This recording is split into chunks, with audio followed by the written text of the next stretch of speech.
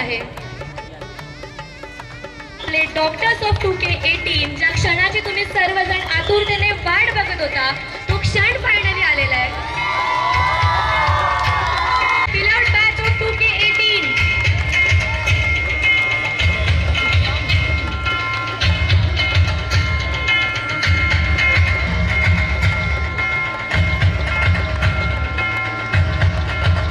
कितीतरी वर्षांपासूनचं स्वप्न जे प्रत्येकाच्या डोळ्यांनी पाहिलं होतं, एकदा आपण जोरदार टाळ्यांनी या सर्व डॉक्टरांचं स्वागत करूया.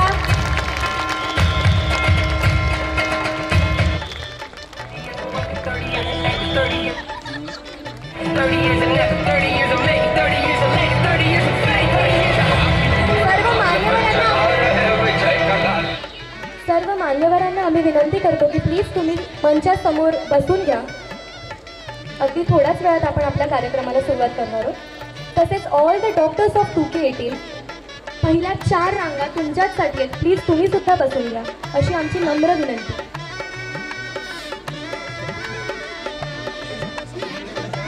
उपस्थित सर्व पाहुण्यांचं आम्ही शब्दसुमनांनी स्वागत करतो.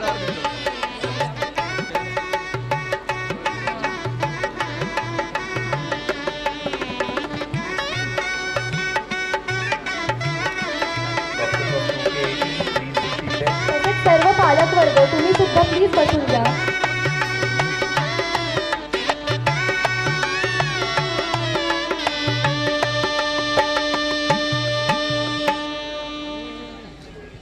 धरतं सूर्यबिंब बुडत बुडत जातो. मनामधून वाहू लागतात गार गार लाटा, मनात शोधू लागतात अश्रू मोकळ्या वाटा. कित्येक तरी वर्षांपासून ज्या क्षणाची आज सर्वांना परत मी एकदा नम्र विनंती करते की प्लीज तुम्ही सर्वांनी बसून आलेले तुम्ही सुद्धा आपले स्थान ग्रहण करावे ही नम्र विनंती. सर्व पालक वर्गाला विनंती तुम्ही देखील बसून घ्या. तसेच सर्व विद्यार्थ्यांनी सुद्धा घोळका होणार नाही याची प्लीज काळजी घ्या. All the doctors of 2K18 please be seated.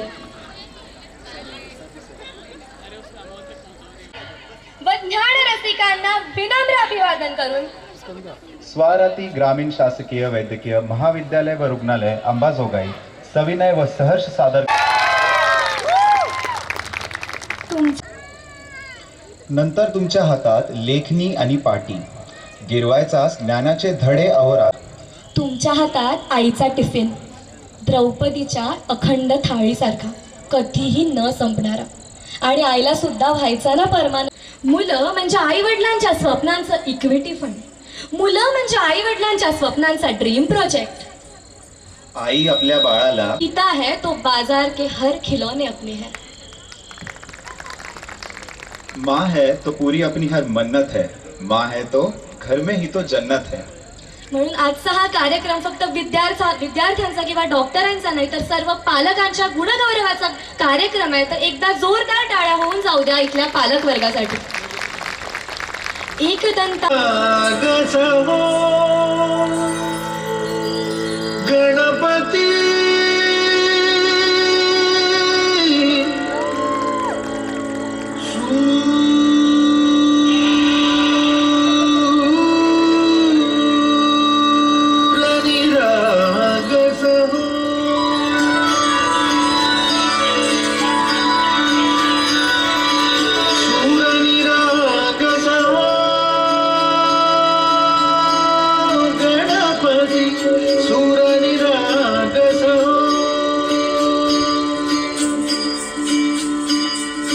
शुभनयना करुणामय गौरी हर श्री वरद विनायक.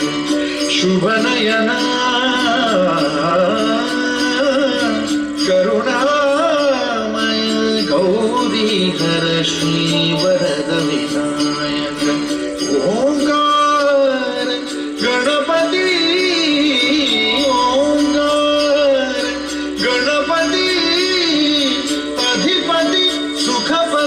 छंदपति गंधपति निरंतर हो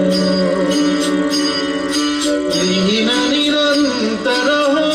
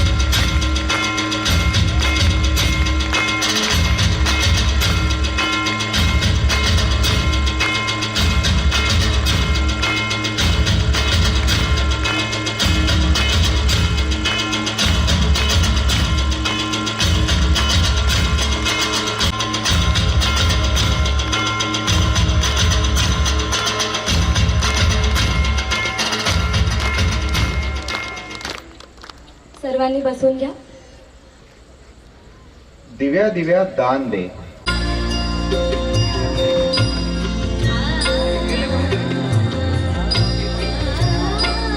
अस्तो मा सद्गमय, तमसो मा ज्योतिर्गमय, मृत्योर्मा अमृतम गमय.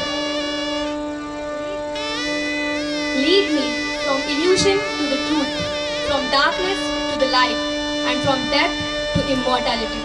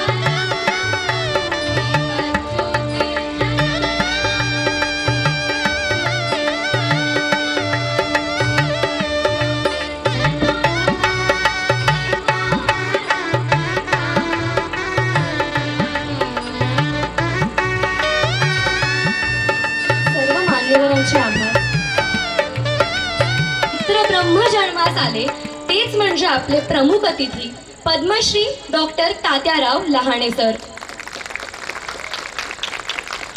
म्हणतात बाळ हे आईच्या दुधावर वाढतं, पण आईच्या किडनीवर वाढलेलं जगातलं हे एकमेव बाळ दूध का कर्ज ऐवजी किडनी का फर्ज या रूपाने इथल्या रंजल्या गांजल्यांची सेवा करतंय.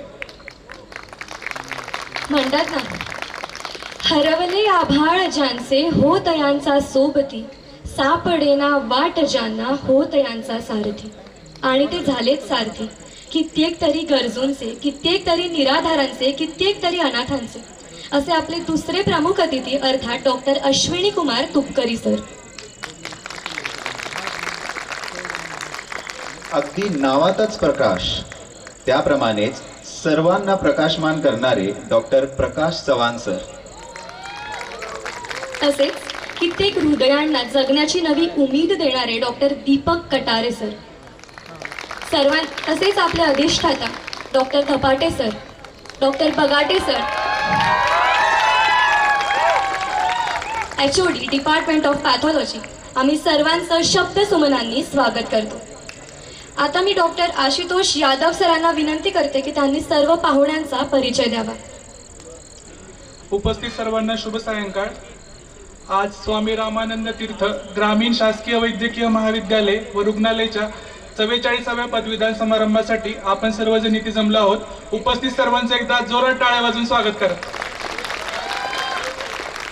आजच्या या मंगल प्रसंगी आपणास प्रमुख पाहुणे म्हणून वैद्यकीय क्षेत्रातील ऋषितुल्य आणि पितृतुल्य असे व्यक्तिमत्व म्हणजेच डॉक्टर तात्याराव लहाने सर व डॉक्टर अश्विनी कुमार तुपकरी सर आपणास प्रमुख पाहुणे म्हणून लाभले आहेत. त्यासोबतच नांदेडचे सुप्रसिद्ध spine surgeon doctor Prakashrao Chavan sir व आपल्या सर्व तरुणाईचा आदर्श आपल्या अंबाजोगाईतील हृदयरोग तज्ञ डॉक्टर दीपक कटारे सर हेही आपणास प्रमुख पाहुणे म्हणून उपस्थित राहिले आहेत. त्या सर्वांसाठी एकदा जोरदार टाळ्या होऊन द्या. आई वडिलांसाठी आपला आदर्श मुलगा कसा असावा याचं अतिशय मूर्तिमंत उदाहरण म्हणजे डॉक्टर तात्याराव लहाने सर. माकेगाव तालुका रेणापूर जिल्हा लातूर सारख्या अतिशय दुर्गम भागातून सर आलेले आहेत. सरांनी लहानपणी शेतीमध्ये काम केलेलं आहे. परिस्थिती अतिशय बिकट होती, पण तिचा सामना करणारा आपला हा संघर्ष योद्धाही तितकाच कणखर होता. दुष्काळाचे चटके सोसत सरांचा शिक्षणाचा प्रवास सुरू झाला. अभ्यासात अतिशय निपुण व आई वडील आणि कुटुंबासाठी काहीतरी करायची जिद्द असल्याने सरांनी गव्हर्नमेंट मेडिकल कॉलेज संभाजीनगर येथून MBBS व पुढे MS ऑप्थॅल्मॉलॉजीची डिग्री प्राप्त केली. सर अंबाजोगाई येथे लेक्चरर असताना त्यांच्या आयुष्यात एक दुर्दैवी प्रसंग घडला व सरांच्या दोन्ही किडन्या निकामी झाल्या. त्यावेळी सरांना आईने एक किडनी देऊन पुनर्जन्मच दिला व त्यांनी त्यानंतर परत मागे वळून पाहिलेच नाही. समाजसेवेचे व्रत स्वीकारत त्यांनी लाखो लोकांना दृष्टी देऊन त्यांच्या आयुष्यात प्रकाश आणला. सरांच्या नावावर मोतीबिंदू म्हणजे ज्याला आपण मेडिकलमध्ये कॅटरॅक्ट म्हणतो त्याच्या 1,70,000हून जास्त शस्त्रक्रियांचा विक्रम आहे. तसेच इतर शस्त्रक्रिया पकडून सरांनी फक्त 2 लाखाच्या वर ऑपरेशन केलेले आहे. आज सर्वांना निदर्शनास आणून देतो की जागतिक विक्रम सरांच्या नावावर आहे. त्यासाठी एवढी शस्त्रक्रिया केल्याची नोंद जगामध्ये अजून तरी कुठेतरी नाही. याच कार्याची नोंद घेऊन सरांना भारताचा 4था सर्वोच्च नागरी पुरस्कार पद्मश्री 2008 साली राष्ट्रपतींच्या हस्ते प्रदान करण्यात आला. सरांनी इतरही खूप मोठे पुरस्कार व सन्मान स्वीकारलेले आहेत. ग्रामीण भागातील वृद्धांसाठी सरांची शिबिरे म्हणजे एक संजीवनीच आहे. मुंबईहून एक देवदूत येतो आणि ज्यांची दृष्टी गेली आहे अशा लोकांच्या आयुष्यातील अंधकार दूर करतो अशी त्यांची चर्चा दुर्गम भागातल्या खेडोपाड्यातही होते. थोडक्यात सांगायचे तर वैद्यकीय क्षेत्रातील समाजकार्य जर पंढरी समजली तर डॉक्टर तात्याराव लहाने सर नक्कीच तिचे पांडुरंग असतील. सरांची नाळ या मातीशी जोडली आहे. सर आपल्या सर्वसामान्य लोकांचे हक्काचे डॉक्टर आहेत. खरं तर सरांच्या मुलांचा आज बर्थडे होता. मी सरांना कॉल केला, सर आपल्या अंबाजोगाई मेडिकल कॉलेजचा कॉन्व्होकेशनचा प्रोग्राम आहे, आपण याल का? सर म्हटले मला येणं जरा अवघड आहे रे, माझ्या मुलाचा बर्थडे. पण सरांनी ओळखलं की अंबाजोगाई म्हणजे सरांचं एक कर्मभूमी आहे. सरांचं अंबाजोगाईवर विशेष प्रेम आहे. त्यामुळे सरांनी क्षणाचाही विचार न केला व म्हटले अरे मी येतो नक्की. आणि आम्ही सरांना विचारलं की सर ऑफिशियल इन्व्हिटेशन द्यायला आम्ही तुम्हाला कुठे येऊ, भेटायला कुठे? अरे सर म्हणे अंबाजोगाईच आहे ना, काहीच विचारायची गरज नाही म्हणे. आणि सरांसोबत भेट घेतल्यावर एकच कळालं की आबाळ जरी आपण कवेत घेत असलो तरी आपले पाय नेहमी जमिनीवर असावेत. विद्या विनयन शोभते या उक्तीला सर एकदम सार्थ ठरतात. कार्यमग्न जीवन व्हावे, मृत्यू हीच विश्रांती. सर त्यांच्या बऱ्याच मुलाखतीत सांगतात की सर सकाळी 8ला ऑपरेशन चालू करतात, ते रात्री 10लाच ऑपरेशन थिएटर सोडतात. आता आपण इंटर्न म्हणून आपण पण काम केलेलं आहे. 1-2 जरी नाईट ड्युटी झाल्या तरी आपण लगेच घरच्यांना फोन करून म्हणतो अरे मला कंटाळा आला, आई पप्पा मला कंटाळा आला. तर सरांचं आपण एक्झाम्पल घेण्यासारखं आहे. सरांचं आत्ता वय 70च्या आसपास आहे तरी सर आपल्यापेक्षा जास्त मला उत्साही दिसतात. आजचे आपले दुसरे पाहुणे ही समाजकार्याचा वसा घेतलेलेच आहेत. एक निस्वार्थी समाजसेवक डॉक्टर अश्विनी कुमार तुपकरी सर. सरांचे पदवीचे शिक्षण गव्हर्नमेंट मेडिकल कॉलेज नागपूर येथून झाले आहे. सर बाबासाहेब आंबेडकर वैद्यकीय प्रतिष्ठान संभाजीनगरचे संस्थापक सदस्य व सेक्रेटरी आहेत. ही संस्था व्यावसायिक डॉक्टरांमार्फत चालवली जाते. येथे अनेक डॉक्टर्स एकत्र येऊन समाजासाठी व गरीब गरजू लोकांसाठी निस्वार्थ सेवा देतात. 1989 पासून हे महान समाजोपयोगी कार्य सुरू आहे. सर हेगडेवार हॉस्पिटल संभाजीनगरचे माजी CEO सुद्धा होते. याचबरोबर ही संस्था रक्तपेढ्या, झोपडपट्टी भागातील लोकांचे आरोग्य, ग्रामीण भागातील आरोग्यासाठी विविध प्रोजेक्ट्स, महिला व बालकांच्या एकत्रित विकासासाठीही विविध प्रकल्प राबवतात. तसेच आपण सर्व वैद्यकीय विद्यार्थी सरांना सेवांकुर भारत मार्फत ओळखतो. आजकाल वैद्यकीय क्षेत्र म्हटलं की पैसा असाच लोकांच्या विचार मनात येतो की अरे मेडिकलला गेला म्हणजे हा पैसा कमवणार. सरांचा 1 वीक फॉर नेशन हा अतिशय उत्कृष्ट असा प्रोग्राम आहे ज्यामध्ये वैद्यकीय विद्यार्थ्यांमध्ये पहिल्यापासूनच समाजसेवेची बीजे रोवली जातात. आताच त्यांच्या कार्याची दखल घेऊन त्यांना राष्ट्रपतींनी भेटीसाठी बोलावले होते. समाजासाठी सरांचे योगदान नक्कीच वाखाणण्याजोगे आहे. डॉक्टर अश्विनी कुमार तुपकरी सरांसाठी एकदा जोरदार टाळ्या. एका सर्जनची सुंदरता त्याच्या चेहऱ्यावर नसून त्याच्या हातात असते. जखमेवर टाके घेताना जसा प्रत्येक टाका हा एका डॉक्टराच्या महान कलेची रचना असते, तसेच प्रत्येक पेशंटचा आजार ते तंदुरुस्तीसाठीचा प्रवास हा एका शल्य चिकित्सकेचा कलेचा गौरव म्हणून पुकारला जातो. या सर्वांचे उत्तम उदाहरण असलेले आपले पुढील अतिथी आहेत डॉक्टर प्रकाश उद्धवराव चव्हाण सर. सर हे MBBS ऑर्थोपेडिक सर्जन असून त्यांनी fellowship in endoscopic minimally invasive spine surgery south Korea आणि USA मधून केली आहे. यांचे अंडर ग्रॅज्युएटचे शिक्षण आपल्याच स्वरातीमध्ये झालेले आहे. 1990-91 विद्यार्थी वर्षात सरांना MBBSच्या अंतिम वर्षाच्या सर्व विषयांमध्ये सुवर्ण पदक आहे व असे मराठवाड्याच्या 1991 पर्यंतच्या इतिहासातील सर्वात जास्त गुण सरांना होते. सरांना विविध अवॉर्ड्सही भेटलेले आहेत, ज्यामध्ये नाव सांगायचे झाले तर doctor CL Jawahari gold medal in surgery, doctor RV Kotnis prize अशा बरेच पुरस्कारांनी सरांना भूषवले आहे. त्यांच्या आपल्या कार्याला राष्ट्रीय आणि आंतरराष्ट्रीय स्तरावर प्रस्तुती केली आहे. मुंबई ऑर्थोपेडिक सोसायटीने स्पाइन सर्जरीतील संशोधक म्हणून देखील त्यांची नेमणूक केली होती. आजच्या तारखेला त्यांची प्रॅक्टिसमध्ये 30 वर्ष झाले असून त्यांनी आपल्या करिअरमध्ये 2000 पेक्षा जास्त स्पाइन सर्जरीज केल्या आहेत. त्यांचं रुग्णालय स्पाइन सर्जरी फेलोशिपसाठी MOHS ला संलग्नित आहे. सरांसाठी एकदा जोरदार टाळ्या. यानंतर आपल्या सर्वांचे लाडके आपल्या तरुणाची प्रेरणास्थान डॉक्टर दीपक कटारे सर यांनी योगेश्वरी महाविद्यालय अंबाजोगाई येथून शालेय व महाविद्यालयीन शिक्षण पूर्ण केल्यानंतर आपल्याच महाविद्यालयातून MBBS शिक्षण पूर्ण केले. त्यानंतर सरांनी लोकमान्य टिळक मेडिकल कॉलेज व सायन हॉस्पिटल मुंबई येथून MD मेडिसिनचे शिक्षण पूर्ण केले. येथेच न थांबता सरांनी दिल्ली येथून DNB कार्डिओलॉजीचे शिक्षण पूर्ण केले आहे. एवढे उच्च शिक्षण घेऊन मोठ्या शहरात प्रॅक्टिस करण्याऐवजी आपल्या जन्मभूमी व कर्मभूमीतील रुग्णांची सेवा करण्यासाठी सर अंबाजोगाईतच रुग्णसेवेचे कार्य करत आहेत. असंख्य हृदयरोगी रुग्णांना सरांमुळे नवीन जीवन लाभले आहे. त्यांचे हे कार्य अविरत चालू आहे. सरांच्या कार्यासाठी आपण शुभेच्छा देऊ आणि एकदा जोरदार टाळ्यावर. मित्रांनो, हे जे सर्व प्रमुख पाहुणे लाभले आहेत यांच्याकडून आपल्याला 2-3 गोष्टी शिकण्यासारख्या आहेत.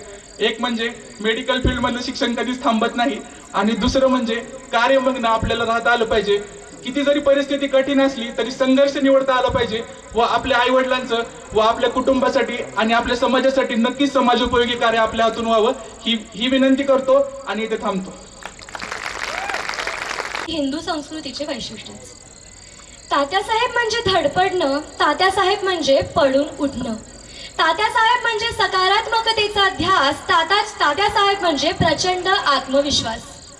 तात्यासाहेब म्हणजे ऐक्य, तात्यासाहेब म्हणजे अशक्य ते शक्य, तात्यासाहेब म्हणजे प्रयत्नांची प्रतिसृष्टी, तात्यासाहेब म्हणजे जगण्याची दृष्टी, तात्यासाहेब म्हणजे जगण्याची अनोखी तऱ्हा, तात्यासाहेब म्हणजे स्फूर्तीचा जिवंत झरा. एकदा जोरदार टाळ्या होऊन जाऊ द्या तात्याराव लहाने सरांसाठी. पद्मश्री डॉक्टर तात्याराव लहाने सरांचं स्वागत करण्यासाठी मी आपल्या कॉलेजचे अधिष्ठाता डॉक्टर शंकर धपाटे सर यांना विनंती करते.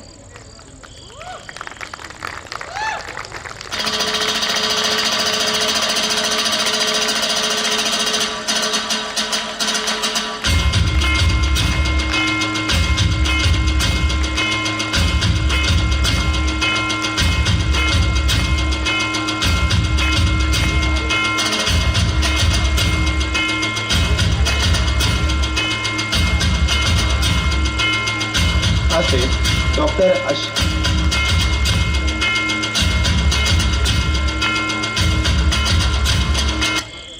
करी सरांचं स्वागत करायला मी डॉक्टर बगाटे सरांना विनंती करतो.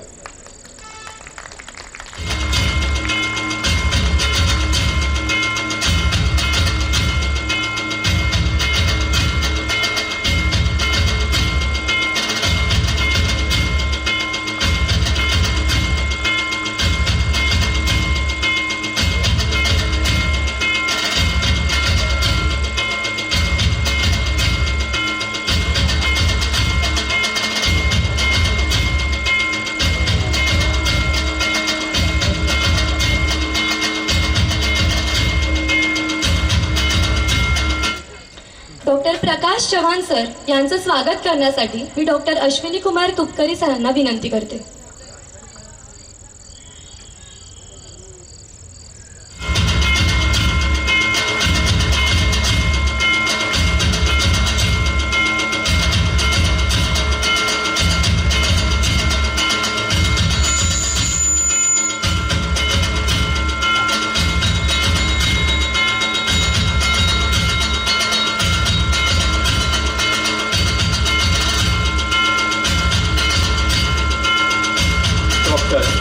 दीपक कटारे सरांचा स्वागत करायला मी डॉक्टर मानसी कुलकर्णी मॅमला विनंती करतो.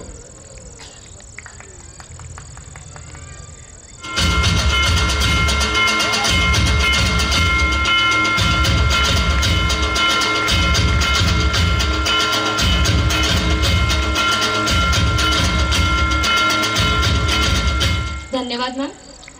यानंतर आपल्या कॉलेजचे डीन डॉक्टर धपाटे सर यांचं स्वागत करण्यासाठी मी डॉक्टर हर्षदा दौड मॅम यांना विनंती करते.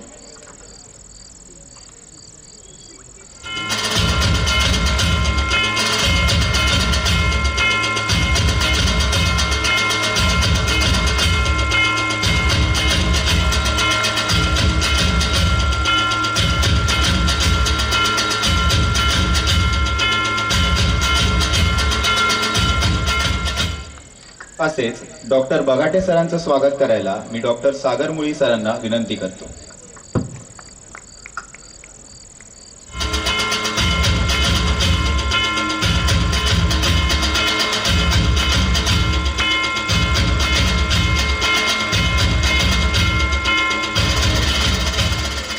सर्वांचे खूप खूप आभार. सर्वांना नम्र विनंती की त्यांनी आसनस्थ व्हावे. आता सर्व मान्यवरांचे स्वागत तर झालेलंच आहे. आता आमची बिलव्ड बॅच ऑफ 2K18. असं म्हणतात ना, शेक्सपियरच म्हणतो की व्हॉट्स इन अ नेम, नावात काय. तर तुमच्या सर्व नावांना एकत्र करून एक छोटीशी कविता आम्ही तुमच्यासाठी सादर करतो. तुमच्या सर्व 100 लोकांचं नक्की अशा शब्दसुमनांनी आम्ही स्वागत करू इच्छितो. संस्कृती असेल वेगळी, जरी वेगळे प्रांत, ओंकाराच्या ध्वनीने रंगले गणेश लक्ष्मीकांत.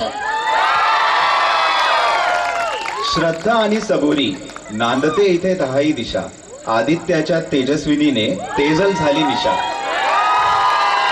इथेच शिवप्रसाद आणि रामनाथचा आशिष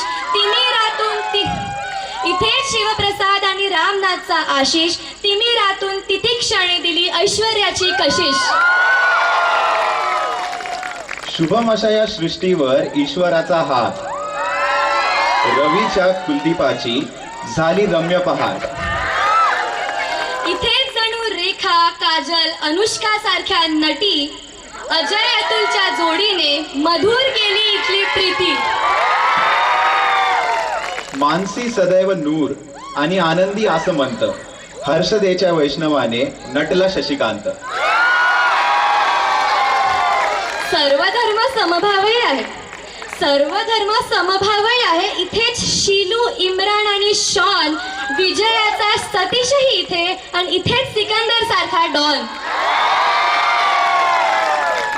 अशोकासारखा नरेश आणि संजीवनी रूपी दवा, रोहित व सचिन सारखा इथेच क्रिकेटचा छावा. सोनियाच्या निकितेचा जणू इथे सागर, श्रुतीच्या ज्ञानाने पाझरली हर्षलाची घागर. दिनेशाच्या सुष्मितेला अनिकेतची सायली, अमोल अशा ज्ञानाची अलका इशिकाने गायली. ऋतुजाच्या आशितोषातून वृषालीची तृप्ती, श्वेताच्या शुभ्रतेची वर्षारूपी प्राप्ती. इथे आज संपतीये 6 वर्षांची यात्रा. खरंच होती बहारदार आणि एकदमच खतरा. खूप खूप अभिनंदन तुमचं डॉक्टर्स ऑफ 2018. तर सर्व डॉक्टरांचं शब्दसुमनांनी स्वागत.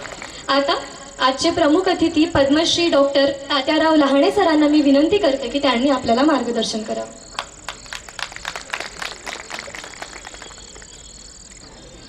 नमस्कार. आजच्या या 218 बॅचच्या कॉन्व्होकेशन सेरेमनीचे माझ्याबरोबरचे प्रमुख पाहुणे, मला वाटते आम्ही दोघं मागच्या एका कार्यक्रमात एकत्रच होतो. आजही पुन्हा एकत्र आहोत. ते डॉक्टर तुपकरी, डॉक्टर प्रकाश, त्यानंतर आमचे दोघंही डीन, म्हणजे आमचा अरविंद आणि शंकर, ही दोघंही आमची डीन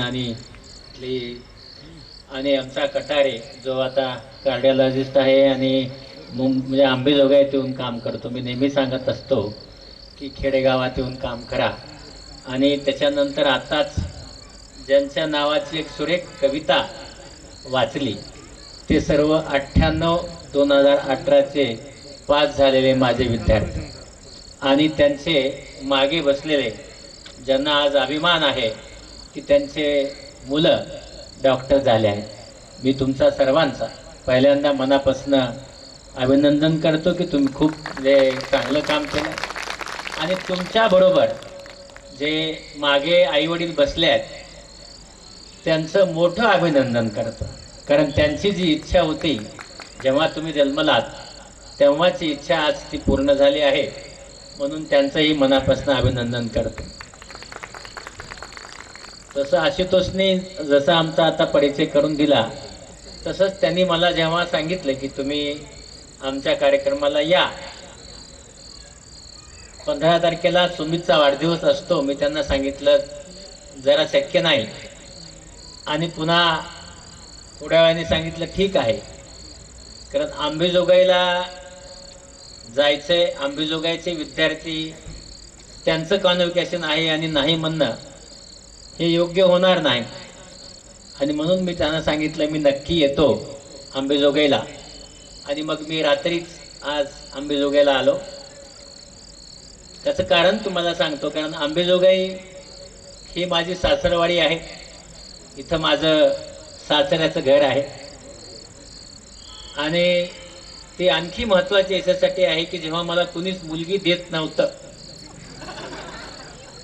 म्हणजे तुम्हाला आता माहीत नाही आहे पण मला खरंच कुणी मुलगी देत नव्हतं गरीब असल्यामुळं, तेव्हा मला अंबाजोगाईकरांनी मुलगी दिली म्हणून ते मला जास्त महत्त्व. त्याचबरोबर मी जेव्हा पास झालो म्हणजे पास होण्याच्या पूर्वी 17 मे 1985ला मी इथे येऊन अधिव्याख्याता या पदावर रुजू झालो होतो आणि 1993 पर्यंत मी इथेच होतो. प्रकाश माझा विद्यार्थी आहे, तो अरविंद माझा विद्यार्थी आहे. तर ही सगळी पोरं म्हणजे अरविंदची बॅच तशी फार आगाव होती, अरविंद तसा नाही आहे, त्याची बॅच आगाव होती. तर ही सगळी पोरं माझे विद्यार्थी होते आणि अंबाजोगाई सोडण्याचा माझा कधी विचार नव्हता. मला अंबाजोगाईलाच राहायचं होतं, पण मला काही अडचणी आल्यामुळं माझ्या किडनी खराब झाल्याने डायलिसिस तेव्हा अंबाजोगाईला होत नव्हतं आणि त्यासाठी मी मुंबईला गेलो होतो. पण तुम्हाला एक निश्चित सांगतो, तुम्ही इकडे सगळी लोक बघितली, तुपकरी साहेब सोडले तर सगळे अंबाजोगाईकर आहेत. म्हणजे तुम्ही जे सगळे विद्यार्थी पास झालात तुम्हाला मला सांगायचं आहे की अंबाजोगाईमध्ये जर 4.5 वर्षे राहिलं तर तुम्ही जगामध्ये कुठेही राहू शकता, कुठे. दुसरं, अंबाजोगाईमधून जर पास झाला तर तुम्ही यशस्वी होताच, तुम्हाला यशस्वी व्हा म्हणण्याची गरज नाही, कारण तुम्हाला अंबाजोगाईमध्ये राहायची सवय झालेली असते आणि त्यामुळे इथं यशाची सवय झालेली असते. आतापर्यंत तुम्ही पहा, अंबाजोगाईमधून गेला आणि त्यांनी काही केलं नाही असा विद्यार्थी आपला ऐकायला मिळत नाही. इतर कॉलेजचं मिळू शकतं आणि म्हणून अंबाजोगाईमधून तुम्ही MBBS झालात तर तुम्हाला PG मिळणारच आहे. कारण अंबाजोगाईमधून पास झालेल्या मुलाला PG मिळतच असते. जे इच्छा आहे ती मिळावी अशी देवाकडे प्रार्थना. कारण आपल्याला सांगतो की तात्याराव लहाने घडवण्यामध्ये सगळा वाटा, मुंबईला वगैरे गेलो असेल वगैरे वगैरे सगळं झालं असेल, पण माझी सर्व वैचारिक जडणघडण, काम करण्याची जडणघडण, ज्ञान घेण्याची जडणघडण, अभ्यास करण्याची जडणघडण ही सर्व अंबाजोगाईत झाली. आणि या सगळ्या इथं जे मी शिकलो, इथली जी सिव्हिलायझेशन संस्कृती मी घेतली, त्यामुळे मला कुठेही म्हणजे ना मुंबईत ना भारतात किंवा आतापर्यंत व्हिजिट केलेल्या माझ्या 42 देशात मला कधीच असं वाटलं नाही की मला कुठंतरी इन्फेरिटी कॉम्प्लेक्स आहे. आणि म्हणून अंबाजोगाईकर जे आहेत, हे अंबाजोगाई हे एक संस्कृतीचं माहेरघर आहे. आणि म्हणून इथं ज्यांनी 4.5 वर्ष काढले तो यशस्वी होतोच. आता तुम्ही सगळेजण पास झालाय, पास झाल्यानंतर पुढे काय? मागे तुमचे सगळे आई वडील बसले आहेत. मला आठवतं की मी जेव्हा पास झालो होतो तेव्हा असे काही समारंभ व्हायचे नाही, आणि त्यामुळे माझे आई वडील कधी अशा समारंभाला आले नाहीत, आणि त्यांना हे कॉन्व्होकेशन वगैरे काही माहीत नाही, कारण ते शिकलेले नव्हते, आणि हे कार्यक्रम पण तेव्हा क्वचित व्हायचे. पण आता तुमचे मागं बसलेले आई वडील बघून त्यांच्यात मला माझे स्वतःचे आई वडील दिसतात. कारण तो जो एक मागच्या आई वडिलांचा जो एक असा अभिमान आहे, जेव्हा तुम्ही स्वतः आई वडील व्हाल त्याच्यानंतर तुम्हाला मागे बसलेल्या माणसाला किती अभिमान असतो हे कळेल. हे मला कळतं का? कारण माझी मुलगी ही MBBS MS रेटिना सर्जन झाली तेव्हा मी तिन्ही वेळेस मागं बसलो होतो. माझा मुलगा MS झाला, MBBS झाला, तेव्हाही मी मागे बसलो, आणि म्हणून मला मागे आई वडिलांना किती असं एकदम अभिमान असतो तुमच्या सगळ्यांचा ते मला माहिती आहे. फक्त तुम्हाला मला एकच गोष्ट सांगायची आहे की त्यांनी तुम्हाला जन्म दिल्यापासून आजपर्यंत मोठं केलंय, आणि तुम्हा सगळ्यांना मोठं करत असताना कुणाकडे पैसे असतील, कुणाकडे पैसे नसतील, कुणी कर्ज घेतलं असेल, काही जे झालं असेल ते, पण तुम्हाला शिकवण्याचं ध्येय हे त्यांनी ठेवलंय आणि ते पूर्ण केलंय. आणि म्हणून याच्या पुढे तुम्ही पुढेच बघू नये असं मला वाटतं. तुम्ही आपल्या आई वडिलांकडे बघावं नेहमीसाठी. कारण आता काय झालंय, आपल्याकडे एक न्यूक्लिअर संस्कृती नावाची संस्कृती भर घेत आहे. पाश्चिमात्य राष्ट्रातली न्यूक्लिअर संस्कृतीमध्ये नवरा आणि बायको लग्न जमवतानाच असं म्हणतात म्हणे की बाबा तुझ्या घरी मी राहणार नाही, तू एकटा असलेस तर मी लग्न करते. आता तुम्ही सगळेच जण MBBSचे विद्यार्थी आहात, आणि म्हणून तुम्हाला एक छोटंसं मेकॅनिझम सांगतो. आपलं सगळ्यांचं शरीर सेलने बनलंय. सेलमध्ये काय आहे? न्यूक्लियस सेंटरला आहे, त्याच्या बाजूला सायटोप्लाझम आहे. बाबांनो, जो न्यूक्लियस असतो ते तुम्ही आहात, आणि तुमच्या बाजूला जो सायटोप्लाझम आहे तो न्यूक्लियसला अन्न देणारी आई असते, आणि याच्या बाजूला असतो सेल वॉल, ते म्हणजे बाप असतो. आपल्या शरीरातल्या प्रत्येक पेशीलाच आई बाप आहे. आपण दूर का करावे? आणि म्हणून आपण आपल्या पुढच्या जीवनामध्ये एक लक्षात ठेवा की आपल्या आई वडिलांना, मला जर काय अभिमान असेल आज, तर मी माझ्या आई वडिलांवर प्रेम करतो ह्याचा मला ओतपोत अभिमान.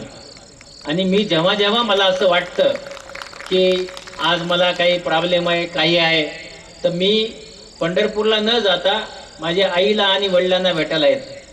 त्यांच्यावर एक दिवस राहतो, आणि मला पंढरपूर मिळालं त्याच्यानंतर मला कुठेही असं वाटत नाही की आता मी कमी पडेल, मी असं होईल, काही वाटत नाही.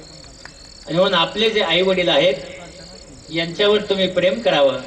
मीही करतो, मला आता वडील माझे वाढलेत, पण माझी आई आहे, ते करावं असं मला वाटतं. आणि तुम्ही निश्चितच करा, ते फक्त विसरू नका.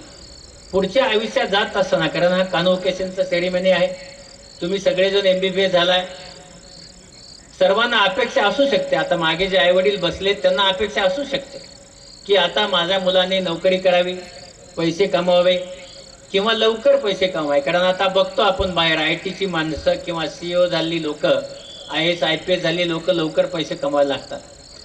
आपला सिलेबस खूप लांब लांब लांब सिलेबस आहे, आणि त्यामुळे आपण फार लवकर पैसे कमवत नाही.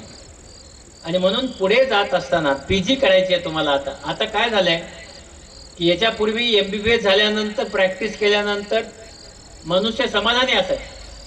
MBBS ची प्रॅक्टिस करण्याचं 2010 पासून जवळपास बंद झालं आहे. त्याच्या पुढे PG ला आपलं जायचं असतं, आणि PG 3 वर्षाची. पण आता काय झालंय, PG पण 3 वर्षाची जरी असली तर त्यावर आता केंद्रित लक्ष नाही, तर त्याच्या पुढे फेलोशिप नावाचा एक प्रकार निघाला, आणि मग फेलोशिप करायची असते, आणि यामुळे शिक्षणामध्ये लांबत जातं. PG करत असताना तुमच्या सगळ्यांना एक गोष्ट मी समजावून सांगतो की तुम्ही कुठल्या विषयात PG करावी ही तुमची इच्छा जिथे आहे तिथे करा, मिळालं तर. माझ्याकडे बघा, मला ऑप्थॅल्मॉलॉजीमध्ये PG करायची नव्हती. मला करायची होती पेडियाट्रिकमध्ये किंवा प्रकाशने केली तशी ऑर्थोपेडिकमध्ये. का? त्या काळामध्ये या विषयाला पैसे मिळतात असं म्हणायचं. पण मी ऑप्थॅल्मॉलॉजी या विषयात माझे सासरे त्या दिवशी वाढले म्हणून नापास झालो आणि 3% कटतात. आणि मला त्यावेळेस रेसिडेन्सी नव्हती, हाऊस पोस्ट होती. आणि जे मला पैसे देऊन शिकवत होते तेच वाढले होते आणि पुन्हा मला पैशाची गरज निर्माण झाली होती आणि 700 रुपये हाऊस पोस्टला मिळायचे. ऑप्थॅल्मॉलॉजीमध्ये फक्त हाऊस पोस्ट मिळते, लक्षात ठेवा. या एका गोष्टीसाठी मी ऑप्थॅल्मॉलॉजी केलं आणि म्हणून करिअर कुठेही करता येतं. म्हणजे याच विषयामध्ये करिअर झालं पाहिजे आणि त्याच्यासाठी आपण फारच असं काही उद्विग्न होऊन जायची गरज नाही. ऑप्थॅल्मॉलॉजीमध्ये मी आलो, ऑप्थॅल्मॉलॉजीमध्ये मी करिअर केलं. नुसतंच करिअर केलं नाही तर भारतामध्ये सर्वात जास्त नाही तर जगात सर्वात जास्त मी शस्त्रक्रिया करू शकलो. का? कारण मी अंबेजोगाईचा आहे आणि अंबेजोगाईचा असल्यामुळे करू शकलो. का करू शकतो? कारण अंबेजोगाईच्या माणसामध्ये जे काही आपण असं म्हणूया की एक असं काम करण्याची जबरदस्त ऊर्जा असते आणि ती जी ऊर्जा आहे ते अंबेजोगाईच्या रस्त्याने जेव्हा तुम्ही चालता आणि चालता चालता माळरान चढून जेव्हा तुमच्या मेडिकल कॉलेजला जाता लगेच ऊर्जा अंगात यायला लागते आणि ती ऊर्जा मी 18 तास 20 तास ऑपरेशन करू शकतो. आणि म्हणून मी जवळपास 50 लाख पेशंट तपासली, 692 शिबिरे केली आणि 1,75,000 कॅटरॅक्ट आणि 30,000 इतर असे 2,05,000 ऑपरेशन आणि माझ्या चमूनी 4.5 लाख ऑपरेशन. हे का होऊ शकलं? कारण आपण नेहमी बघतो की आपली जशी डेव्हलपमेंट होते ती डेव्हलपमेंट आपलं ते करायला शिकवत असते. आणि म्हणून तुम्हाला पीजी करत असताना तुम्हाला जे हवी आहे ती पीजी नक्की करा. पण समजा हवी आहे तर मिळालं नाही आणि पीजी कशी ठरवाल? तर तुमच्या आता बघा तुपकरी साहेब येत आहेत शहरामध्ये. आता हे सगळी जी मोठी मोठी माणसं आहेत त्या सगळ्यांचे हॉस्पिटल आले आहे. तुम्हाला जाऊन त्यांच्याकडे काम करावं लागणार आहे आणि शहरामध्ये आपण स्वतःचा प्रॅक्टिस करणं फार कठीण आहे. आणि म्हणून ही मोठी हॉस्पिटल ही आपल्याला पुन्हा जन्मभर गुलामीतच ठेवणार आहे. आणि मग आपल्याला त्यासाठी ज्या भागात प्रॅक्टिस करायची आहे मी निश्चित सांगेल की आपण तालुक्याकडे जा, जिल्ह्याकडे जा आणि त्या जिल्ह्यामध्ये कुठलं स्पेशालिटी आज नाही आहे किंवा कमी आहे ते बघा आणि ती पाहून त्याचं तुम्ही पीजी करा. उदाहरण सांगतो. तुम्ही मागे विठ्ठलला इथे बोलवलं होतं. विठ्ठल MA झाल्यानंतर माझं किडनी बदललं होतं म्हणून त्याला युरोलॉजी करायचं. मी त्याला सांगितलं करायचं नाही, प्लास्टिक करायचं. तो मला 6 महिने बोलत नव्हता. 6 महिन्यानंतर बोलला, पुन्हा पास झाला MCH आणि माझ्याकडे आला. म्हणला दादा मला पुणे किंवा मुंबईत प्रॅक्टिस करायची आहे. पण मी त्याला प्लॅस्टिक याच्यासाठी दिलं होतं की लातूरमध्ये प्लॅस्टिक सर्जन नव्हता म्हणून त्याला मी प्लॅस्टिक दिलं होतं. त्यानंतर मी त्याला सांगितलं यशवंतराव चव्हाणमध्ये मी जागा किरायाने घेतली आहे, तिथं जायचं लातूरला आणि प्रॅक्टिस करायची. विठ्ठल मला पुन्हा 1.25 वर्ष बोलला नव्हता. प्लॅस्टिक मी करायला लावलं, लातूरला मी पाठवलं, त्याचा राग होता त्याला. पण तुम्हाला आज सांगतो मी महाराष्ट्रामध्ये सर्वात जास्त प्लॅस्टिकचे ऑपरेशन करणारा डॉक्टर विठ्ठल आहे. त्याच्याकडे सगळ्यात जास्त पेशंट जातात. मुंबईवरून लोक हेलिकॉप्टर घेऊन बर्न केसेस विठ्ठलकडे घेऊन येतात. म्हणून तुम्ही कोणत्या जागी आहे त्याच्यावरून तुमची हुशारी होत नाही. तुम्ही किती चांगलं करता, तुमचं ज्ञान किती आहे, तुम्ही किती चांगले रिझल्ट देता त्यावर पेशंट येत असतात. आणि म्हणून आपल्या भागामध्ये कोण नाही आहे, कुठले स्पेशलिस्ट नाही हे बघा आणि त्याच्यामध्ये शिका. का सांगतो? कारण आपण मोठ्या हॉस्पिटल मोठ्या गावात गेलात तर तिथं आपण अगोदरच आपलं वय त्यावेळेस 25, 26, 27, 28, 29 झालं असतं आणि त्याच्यानंतर एक वेटिंग पिरियड नावाचा माणूस येतो. म्हणजे काय? वेट करायचं आणि पुन्हा 3-4 वर्ष वेट करायचं, थकून जातो माणूस आणि मग लागतं. पण जर तुम्ही खेड्यात गेलात तर तुम्हाला वेटिंग पिरियड नसतो. अजिबात वोटिंग पिरियड असतो, लोक सांगतात हां चला याच्याकडे जायचं, सगळे तुम्हाला वोट करतात आणि यायला सुरू करतात. आणि म्हणून तुम्ही तुमच्या पुढे जात असताना अभ्यास आत्ताच करा. ज्या गावात तुम्हाला प्रॅक्टिस करायची तिथे कोण नाही आहे आणि त्याची तुम्ही पीजी करा. आणि पुढे जात असताना नेहमी लक्षात ठेवा, तुम्ही इथं आम्हाला बसवलं, उभं केलं, का उभं केलं, काय आहे तात्याराव लहानेमध्ये की ज्यांनी तिथं तुम्हाला चीफ गेस्ट म्हणून बोलावं? काही नाही आहे. मीही असाच SRTR मेडिकल कॉलेजमध्ये मास्टर म्हणून काम करत होतो. हे करत असताना आपल्याला मी निश्चित सांगतो की का असं इकडं का आलो मी, त्याचं कारण आहे. याचं कारण एक कारण आहे, माझी आई. जेव्हा मला किडनी माझ्या आईने दिली तेव्हा किडनी देताना त्या डॉक्टरनी त्यांना विचारलं की तुमची आम्ही किडनी काढून घेतोय. माझी आई गावातली 100% शिक्षित नाही आहे. ती म्हणली हे बघ तुझं मला काही कळत नाही. बघा आई कशी असते, मला भूल दे, एक किडनी काढून घे, माझी तात्याला बसव, आणि ती चालली नाही तर दुसरी किडनी बसव. हे फक्त आई म्हणू शकते. म्हणजे मी बापाच्या विरोधात नाही आहे, पण ही फक्त आईच म्हणू शकते. हे माझं ठाम आहे, बाप नाही म्हणू शकत. आणि मग जेव्हा माझी आई मला दुसरा जन्म देताना ती मरण्यासाठी तयार होते, अशा वेळेस मी विचार केला की तिच्यापर्यंत आपण चांगलं काम करतो हे जावं. हे बघा, माणसाला मोठं व्हायचं असेल किंवा काही चांगलं करायचं असेल तर इन्स्पिरेशन लागतं. विदाऊट इन्स्पिरेशन माणूस काही करू शकत नाही. जसं आता तुपकरी साहेब अंकुर चालवतात. का चालवतात? कारण आपल्या विद्यार्थ्यांचं डिव्होशन हळूहळू कमी होत चाललंय आणि म्हणून ते अंकुर चालवतात. तर हे आपला असं काय इन्स्पिरेशन आहे, मला माझी माय हे माझं इन्स्पिरेशन आहे. आणि म्हणून मी हे शिबिर करायला सुरू केले. आणि आनंद म्हणला बाबा आमटेच्याकडे पहिलं शिबिर केलं तेव्हा लेप्रेसीमध्ये ऑपरेशन केल्यास 35% ब्लाइंडनेस होतो असं लिहिलं होतं. आम्ही 70 पेशंट केले, म्हणजे 25 आंधळे होणार. पण मी आणि रागिनी तिथे 1 महिना राहिलो आणि तो रिसर्च आम्ही बदलला. आम्ही आता तिथे 5700 ऑपरेशन केले आहेत लेप्रेसीमध्ये. एकही पेशंट आंधळा झाला नाही. म्हणजे टेक्नॉलॉजी बदलता येते आणि ती टेक्नॉलॉजी बदलून आम्ही हे करू शकलो. आणि म्हणून हे लक्षात ठेवा, पुस्तकात लिहिलं ते सत्य असतं, पण त्याच्या पुढेही सत्य काय दडलेलं असतं ते आपण करू शकतो. आणि बाबा मिळाल्यानंतर मग आम्ही सामाजिक काम सुरू केलं. आणि हे सामाजिक काम प्रत्येक ठिकाणी आहे. अंबेजोगाईमध्ये आम्ही सर्वात जास्त म्हणजे 3200 ऑपरेशन, शंकरराव किती, 3200 ऑपरेशनचं शिबिर या अंबेजोगाईच्या SRTR मेडिकल कॉलेजमध्ये केलंय. तेवढं मोठं शिबिर आमचं जगात कुठेही झालेलं नाही. आणि म्हणून हे आम्ही का करू शकलो, हे करण्याच्या पाठीमागे आहे अंबेजोगाईचं पाणी. तुम्ही सगळ्यांनीच ते 4.5 वर्ष पिलंय. आणि म्हणून का झालं हे, काही नाही, हे पाणी आपलं काम करायला लावतं. आणि आपण जर सातत्याने काम केलं यशस्वी होतच. मनामध्ये दुसरी महत्वाची गोष्ट आहे ती म्हणजे इच्छाशक्ती. हे बघा, आपल्या आजूबाजूला जे घडतंय त्याच्यामुळे विचलित होऊन जाऊ नका. दुसऱ्याने निंदा केली तर त्या माणसाच्या मागे लागू नका. कारण बघा, तुकाराम महाराजांनी सांगितलंय, निंदकाचे घर असावे शेजारी. का सांगतो? तो दिवसभर आपल्या चुका लिहित असतो आणि सांगतो तो. आपण तसे सुधारायच्या, पण आपण त्याची रेषा कमी करायला गेलं आपण मोठं होत नाही. म्हणून त्याची तशीच रेषा ठेवा आणि आपली यशाची रेषा लांबवा. म्हणजे तुम्ही जन्मभर यशस्वी होणार आहात. भांडत बसू नका.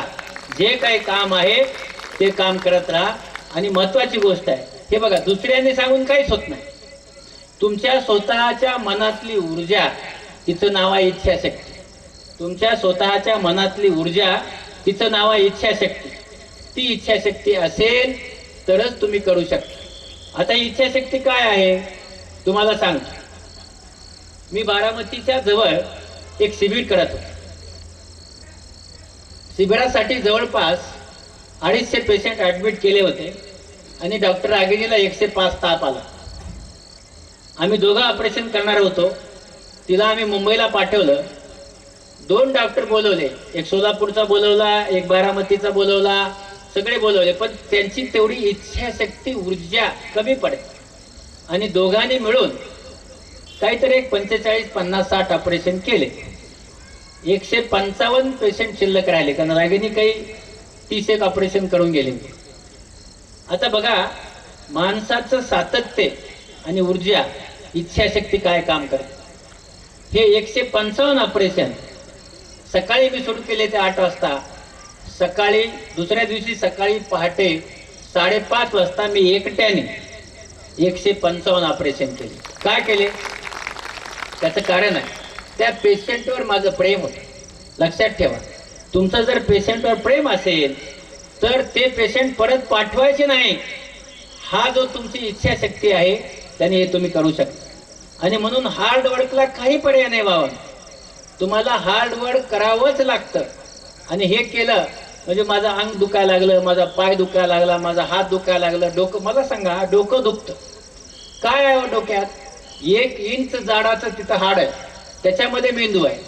म्हणून ज्यांचे ज्यांचे डोके दुखतात, कुणी म्हणजे मागचे असतील माझ्या वहिन्या किंवा तुम्ही सगळे, ते सगळ्यांचा मानसिक आजार आहे.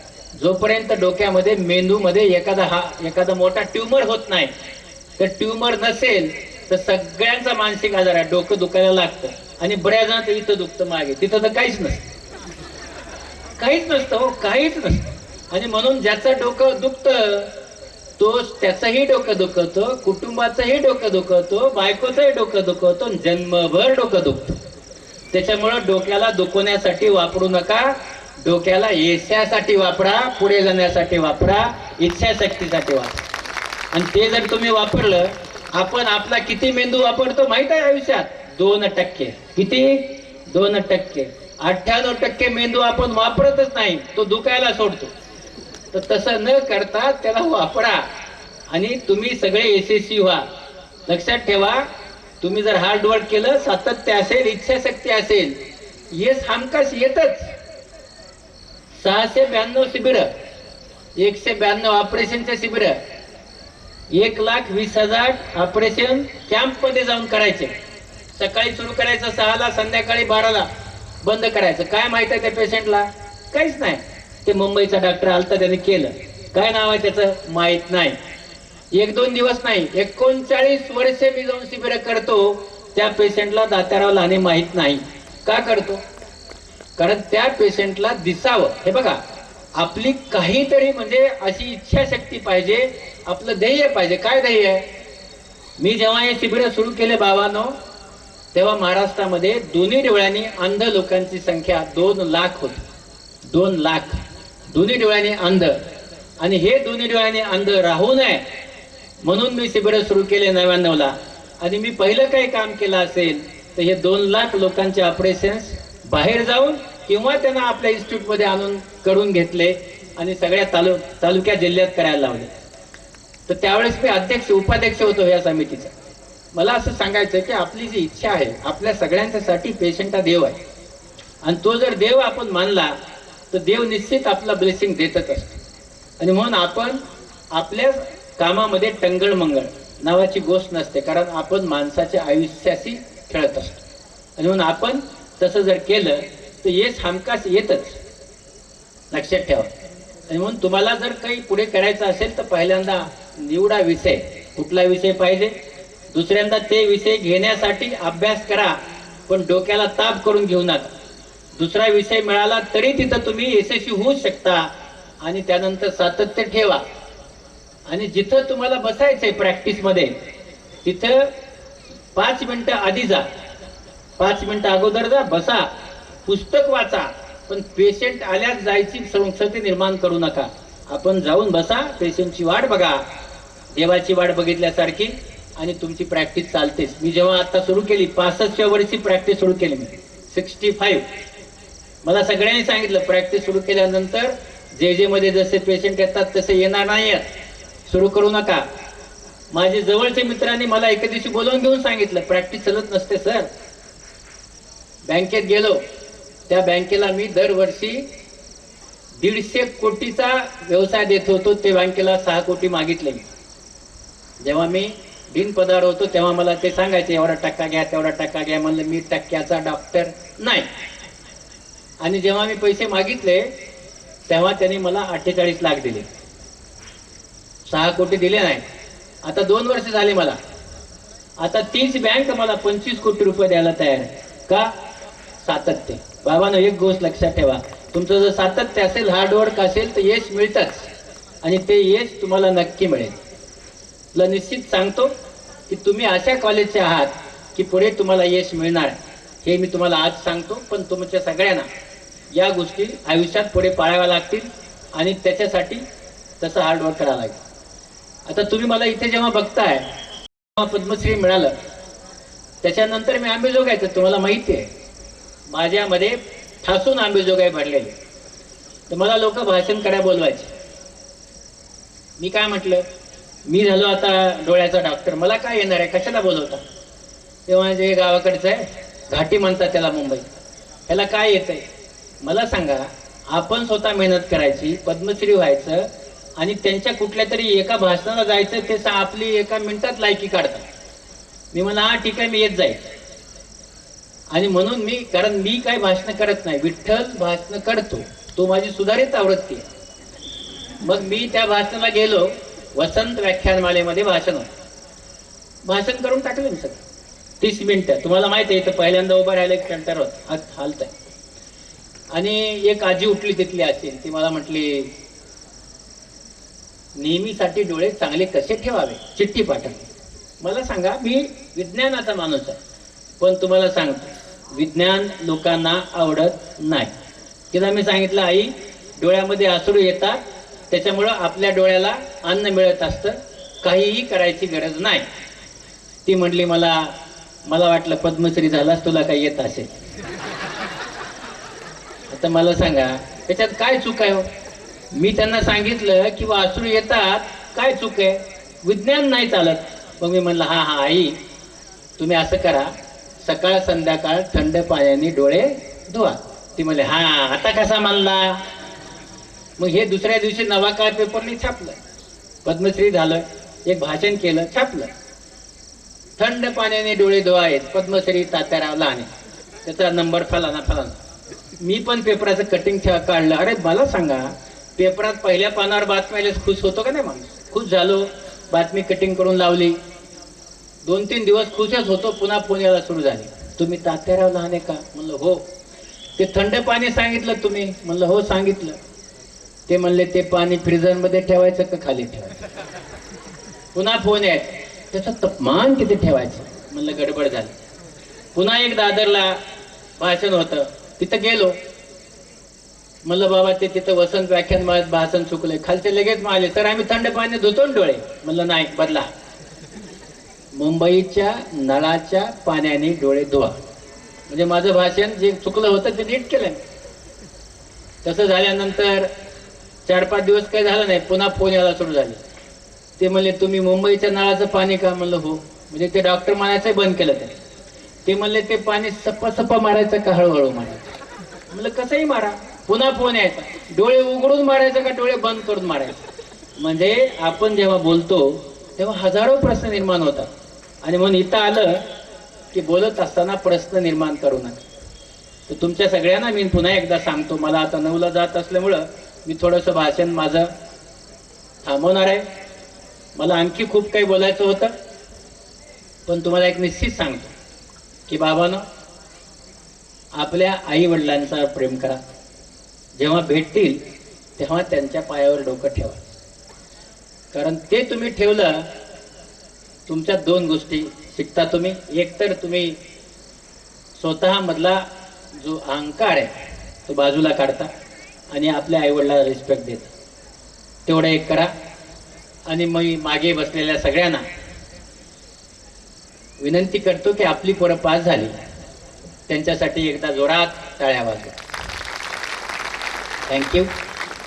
मी हा प्रयोग नेहमी करत असतो, त्याचं कारण तुम्हाला सांगतो. टाळ्या वाजवायला कोण सांगतं? आपला मेंदू सांगतो का? नाही. हृदय सांगतं का? नाही. हात सांगतात का? नाही. तर आपल्या मनाची ठेवण, आत्मा नावाचं एक गोष्ट असते. आत्मा आणि मन ही जी आपल्या मनाची ठेवण आहे. मी तुम्हाला ऍक्सिडेंटली टाळ्या वाजवायला सांगितली. कशा वाजवल्या? तर काही लोकांनी हे बघा, बोट असे असे खाली बोट, काही जणांनी अशा आणि काही जणांनी अशा. ही आपल्या मनाची ठेवण आहे बाबा. आणि म्हणून ज्यांनी अशा खाली टाळ्या वाजवल्या त्यांना जन्मात प्रगती करायचीच नाही. आहे तिथं बर, मजुरी तर मजुरी. ज्यांनी अशा वाजवल्या, पोराला मार्क कमी पडले, बायकोचं चुकलं, म्हणजे जन्मभर दुसऱ्याला दोष देणारे. आणि ज्यांनी आशा वाजवल्या त्याला प्रगती करायची, त्याला कशामध्ये बघायचं नाही. आणि म्हणून आपल्या सगळ्यांना, आईबाबांच्या सहित पोरांना सगळ्यांना सांगतो, एकदा हात वर करा आणि जोरात पोरांच्यासाठी टाळ्या वाजवा. आणि ज्याचा आवाज घुमला पाहिजे, जोरात जोरात जोरात जोरात आवाज आला पाहिजे. तुमच्या पोरांचं अभिनंदन अभिनंदन अभिनंदन अभिनंदन अभिनंदन. थँक्यू.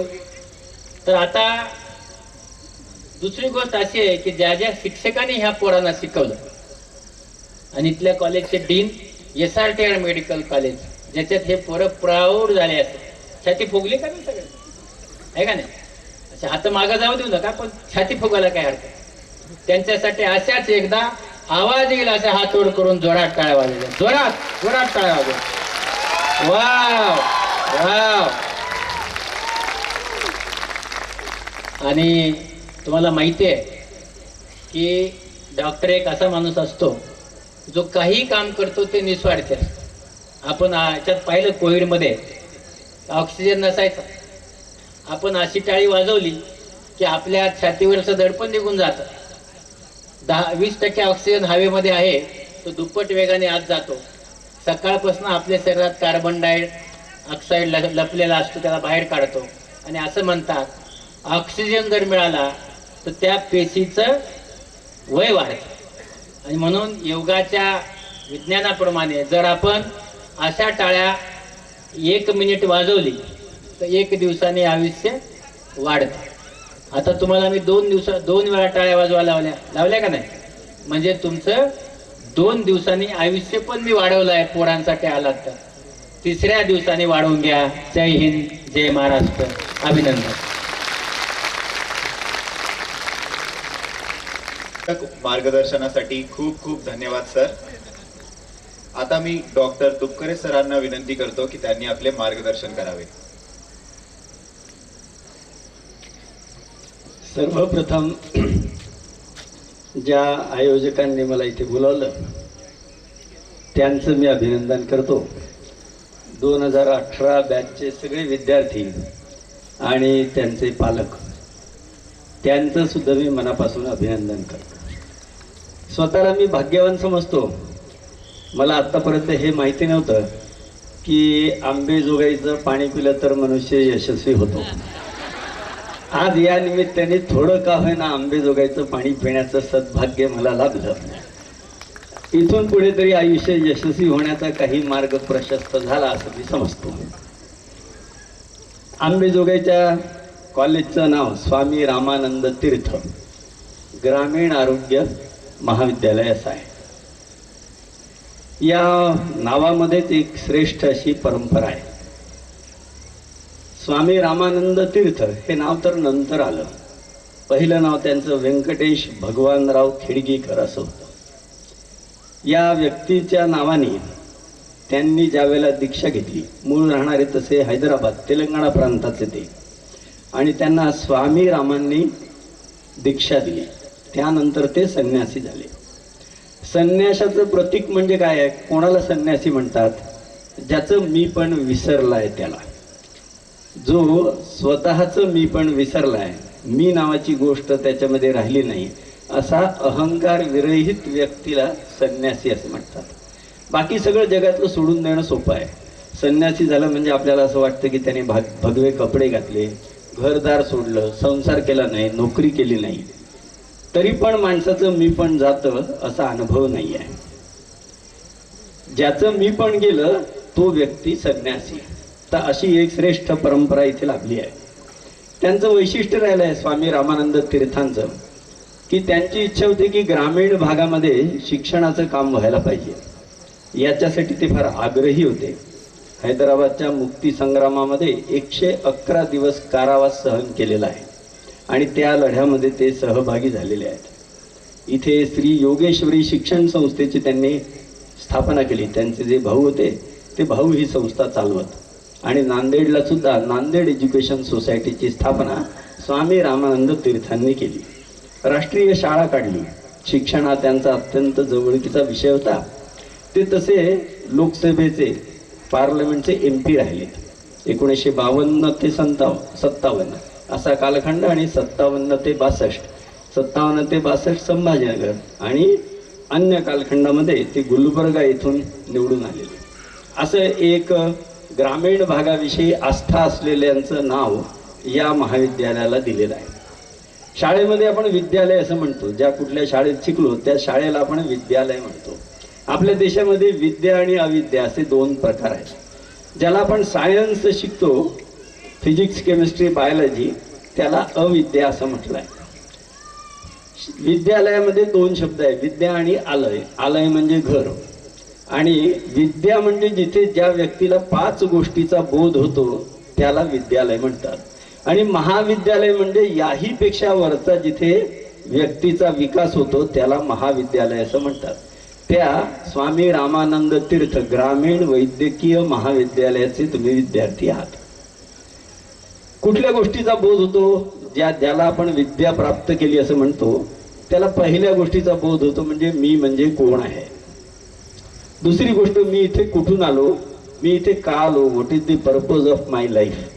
माझ्या आयुष्यानंतर मी कुठे जाणार आहे, माझ्या आजूबाजूला जे काय दिसतंय ते काय आहे आणि त्याचा आणि माझा काही संबंध आहे का. या 5 गोष्टीचं जिथे व्यक्तीला साक्षात्कार होतो, ज्याचा अनुभव येतो, त्याला आपण विद्या प्राप्त झाली असं म्हणतो. अशा श्रेष्ठ अशी परंपरा लाभलेल्या विद्यालयातून या सगळ्या गोष्टीचा बोध तुम्हाला झालाय असं मी समजतो. सामान्यपणे ज्या वेळेला आपण कॉलेजमध्ये महाविद्यालयात जातो आणि शिकतो तिथे 2 गोष्टी होतात.